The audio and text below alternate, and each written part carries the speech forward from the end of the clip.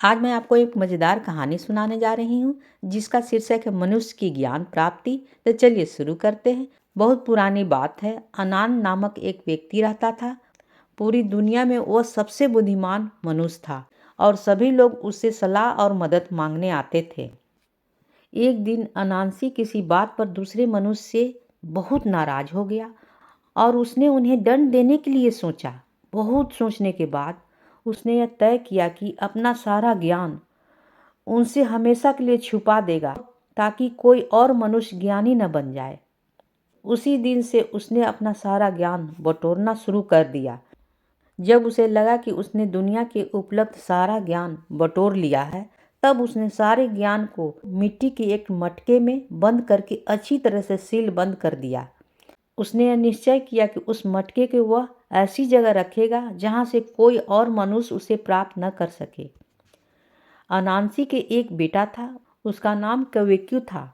उसे धीरे धीरे अनुभव होने लगा कि उसका पिता किसी संधि कार्य में लिप्त है, इसलिए उसने अपने पिता पर नज़र रखनी शुरू कर दी।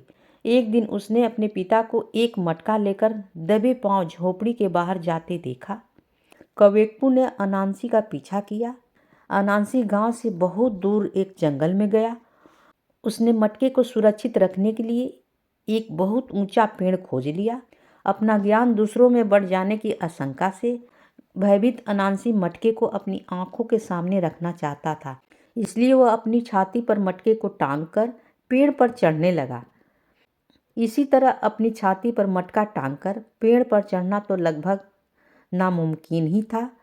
उसने कई बार पेड़ पर चढ़ने की कोशिश की, लेकिन वह जरा सा भी पेड़ पर नहीं चढ़ पाया। सामने की ओर मटका टंगे होने के कारण वह पेड़ को पकड़ ही नहीं पा रहा था। कुछ देर तक उसका बेटा पिता का पेड़ पर चढ़ने का प्रयास करते देखता रहा।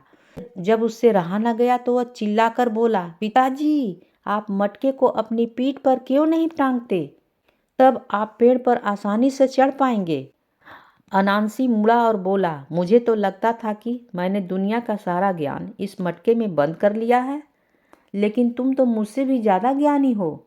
मेरी सारी बुद्धि मुझे वह नहीं समझा पा रही थी जो तुम दूर बैठे ही जान रहे थे। उसे अपने बेटे पर बहुत गुस्सा आया और क्रोध से उसने मटका जमीन पर पटक दिया।